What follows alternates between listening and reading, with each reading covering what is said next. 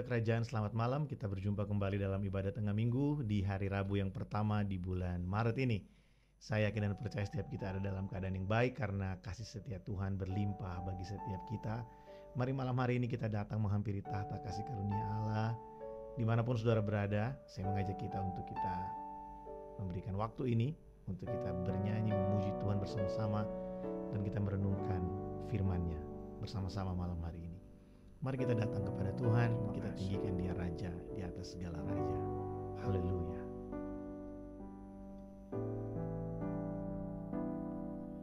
Kau Allah yang setia,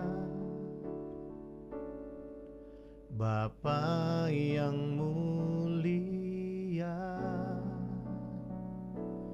kasih-Mu besar Tuhan. Kau pulihkan hidupku, Kaulah harapanku, hidupku dalam-Mu. Terima kasih Tuhan, Kau selamatkan hidupku. Dengan apa kan ku balas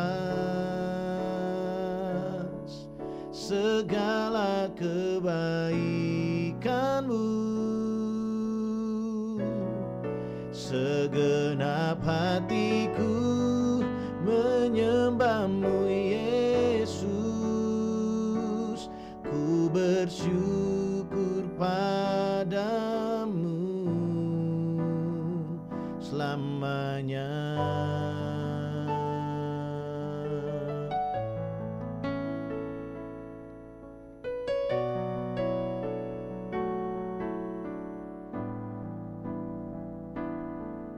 Kau Allah yang setia, Bapa yang mulia, kasih-Mu besar Tuhan. Kau pulihkan hidupku, Kaulah harapanku, hidupku dalam-Mu. Terima kasih Tuhan, Kau selamatkan hidupku. Dengan apa kan ku balas segala kebaikan-Mu? Segenap hatiku menyembah-Mu Yesus, ku bersyukur padamu. Dengan apa kan ku balas segala kebaikan-Mu? Segenap hatiku menyembah-Mu Yesus, ku bersyukur padamu. Dengan apa kan ku balas segala kebaikan-Mu? Segenap hatiku menyembah-Mu Yesus,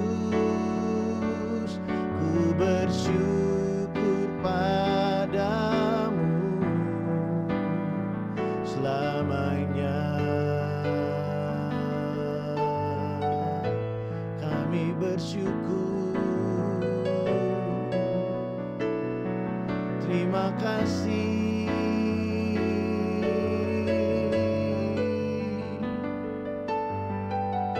sebab cintamu atas kami. Oh Yesus,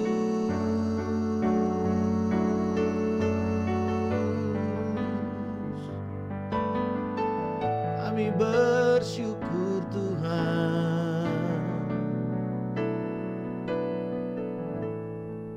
Dengan apa kan ku balas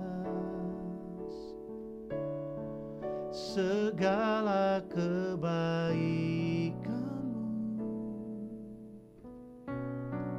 Segenap hatiku menyembahmu Yesus. Ku bersyukur padamu. Dengan apa kan ku balas segala kebaikanmu? Segenap hatiku menyembahmu Yesus. Ku bersyukur padamu. Dengan apa kan ku balas segala kebaikanmu? Segenap hatiku menyembahmu Yesus. Ku bersyukur padamu. Dengan apa kan ku balas segala kebaikanmu? Segenap hatiku menyembahmu Yesus. Ku bersyukur padamu. Segenap hatiku menyembahmu Yesus. Ku bersyukur padamu selamanya.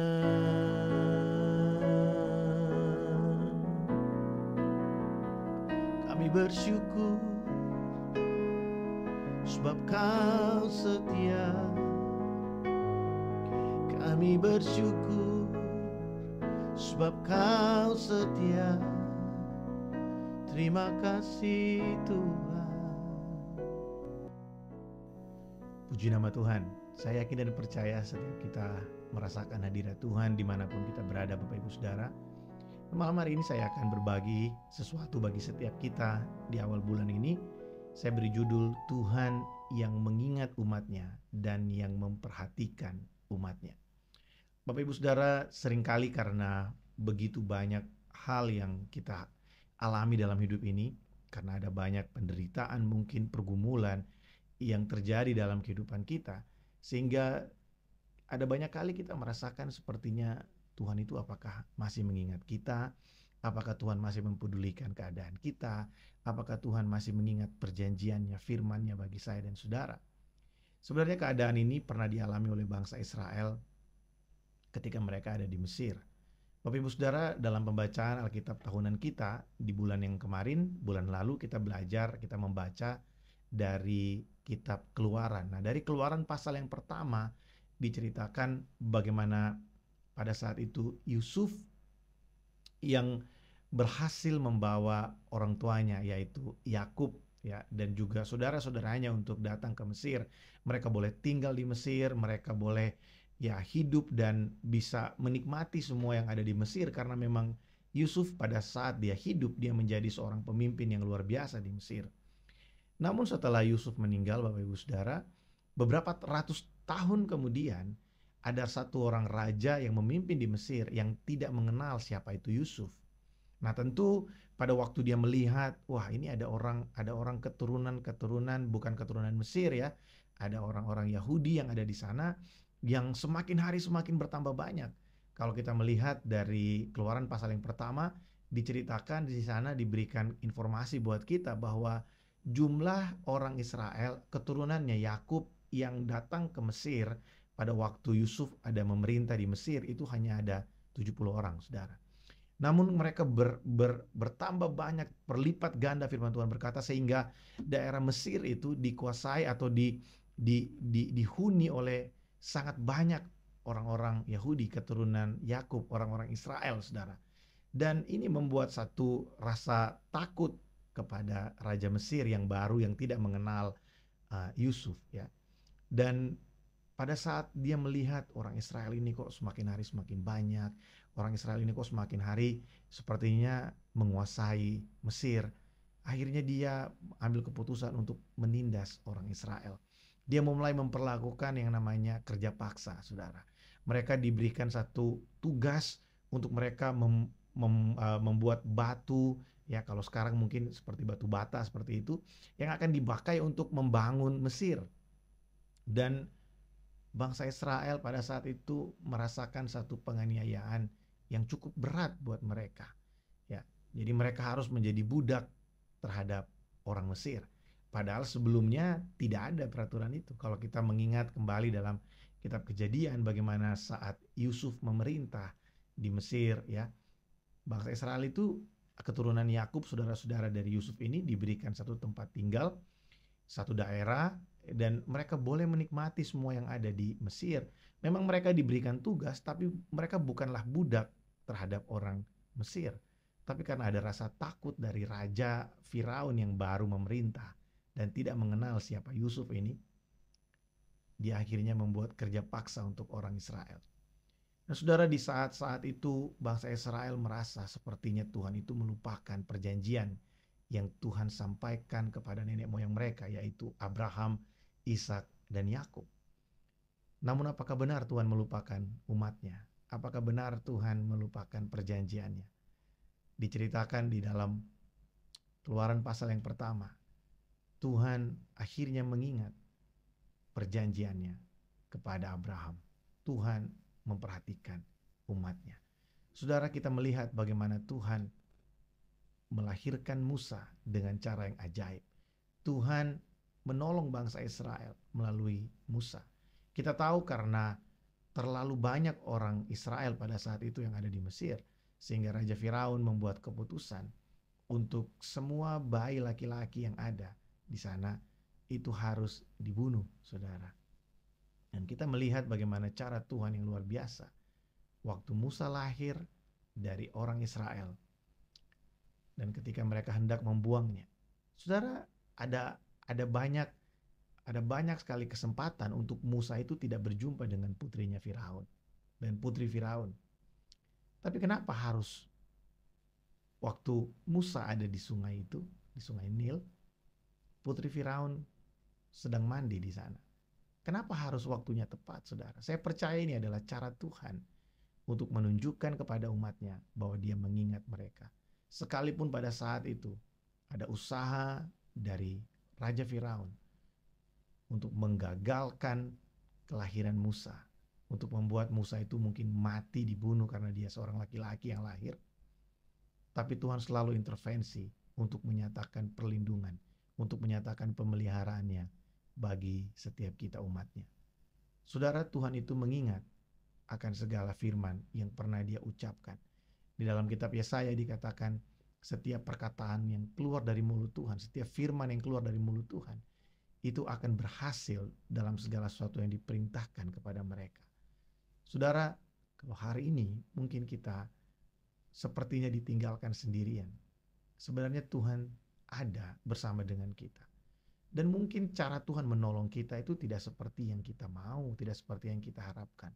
Tapi bukan berarti Tuhan tidak menolong dan tidak melakukan apa-apa dalam hidup kita. Tuhan itu setia dan Dia selalu ada, menyatakan pribadinya, menyatakan pertolongannya bagi setiap kita umatnya. Saudara, Tuhan yang mengingat akan umatnya ini juga adalah Tuhan yang memperhatikan umatnya. Pada saat bangsa Israel berseru kepada Tuhan, mereka merintih karena penindasan yang dilakukan oleh Raja Firaun. Tuhan mengutus Musa untuk menyelamatkan mereka. Musa seperti gambaran Tuhan sendiri yang datang kepada umatnya. Saudara, kalau kita membaca dalam Keluaran pasal yang kedua, bagaimana ketika Musa diutus oleh Tuhan. Musa ini dilahirkan oleh orang Yahudi, ya, oleh orang Israel. Dan ketika dibawa kepada putri Firaun, sampai Musa lepas susu, dia tetap diasuh oleh orang tua jasmaninya, ya, oleh mamanya sendiri. Dan itulah yang membuat Musa, sekalipun dia pada akhirnya hidup di dalam kerajaan Mesir, tapi Musa mengetahui, Musa punya ingatan emosional dengan orang-orang Israel pada saat itu. Musa mengerti penderitaan mereka. Musa tahu apa yang mereka keluh kesahkan. Sehingga tiba satu masa ketika Musa beranjak dewasa, dia membunuh orang Mesir yang sedang menindas orang Israel.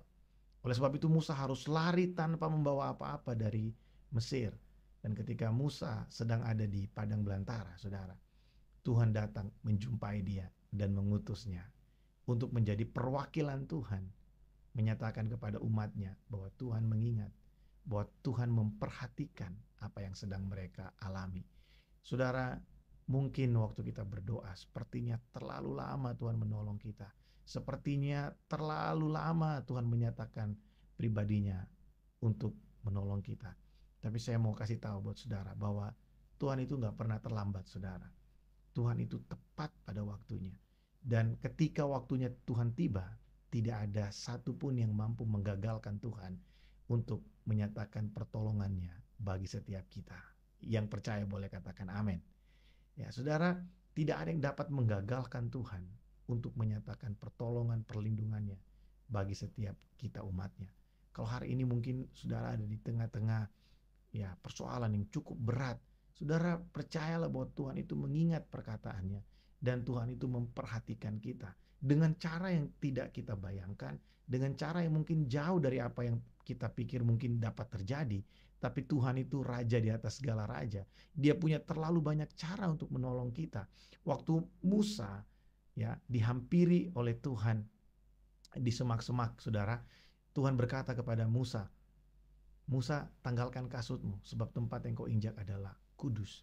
Kemudian ketika ya kita tahu bahwa Musa ini belum pernah berjumpa dengan Allah yang disembah oleh Abraham, Ishak dan Yakub. Dia belum pernah berjumpa dengan Allah yang disembah oleh keluarganya, oleh orang Israel. Oleh sebab itu Musa bertanya kepada Tuhan, siapa namamu? Kemudian Tuhan menjawab Musa, aku adalah aku. Saudara, waktu Tuhan berkata aku adalah aku, Tuhan sedang berkata aku adalah aku dengan segala kemampuanku. Tuhan tidak berkata aku adalah penolongmu, aku adalah penyembuhmu, aku adalah pribadi yang setia, aku adalah pribadi yang memperhatikan. Tidak, tapi Tuhan berkata aku adalah aku. Tuhan sedang berkata aku adalah Tuhan yang Maha Kuasa, aku yang berdaulat, aku yang berjanji. Jadi semua sifat-sifatnya diperkenalkan kepada Musa.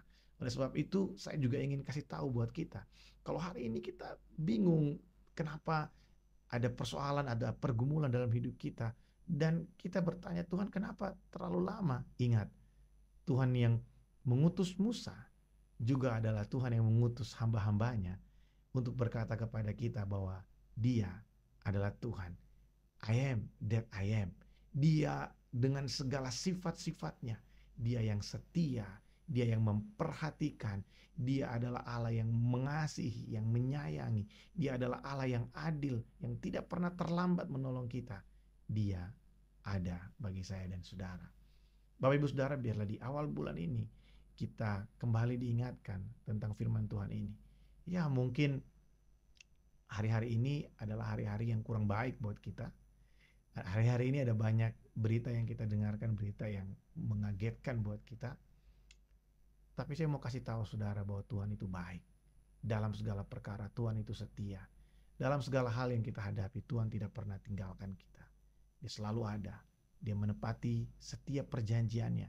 Dia selalu melaksanakan apa yang Dia firmankan dalam kehidupan kita. Dan yang luar biasa saudara, Tuhan setia kepada kita. Tuhan mengingat kita, Tuhan memperhatikan kita. Itu bukan karena kita, bukan karena keadaan kita yang memaksa Tuhan, bukan karena apa yang kita lakukan yang memaksa Tuhan untuk menolong kita. Tapi Tuhan digerakkan oleh sifat-sifatnya. Tadi Tuhan berkata, I am that I am.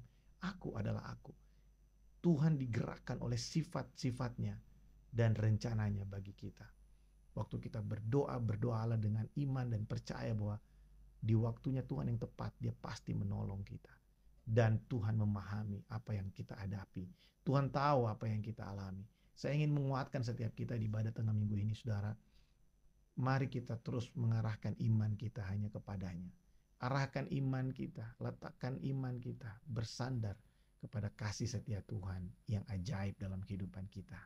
Amin, saudara. Saudara, biarlah pesan firman Tuhan yang singkat malam hari ini menjadi kekuatan dan memberkati setiap kita. Saya berdoa malam hari ini supaya kita terus bertumbuh dalam pengenalan akan Tuhan. Kita terus bertumbuh dalam pengenalan kita akan kasih karunia-Nya. Karena itulah yang akan membuat kita bertahan di tengah-tengah segala situasi yang sedang kita hadapi dalam kehidupan kita. Mari kita berdoa.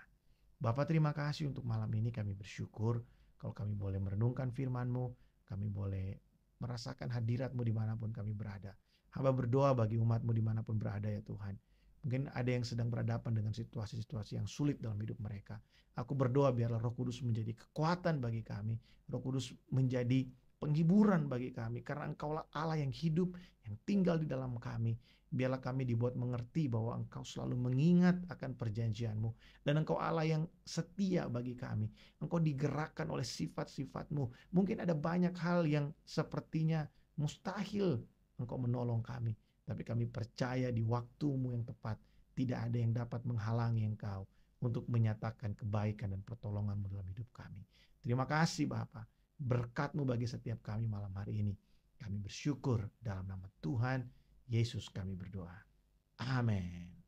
Puji nama Tuhan. Saudara, sampai berjumpa di hari Minggu. Saya akan melayani firman Tuhan minggu ini.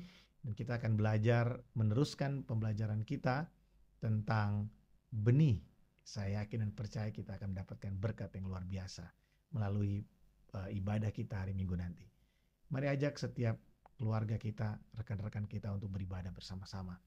Selamat beristirahat. Tuhan Yesus memberkati setiap kita. Shalom.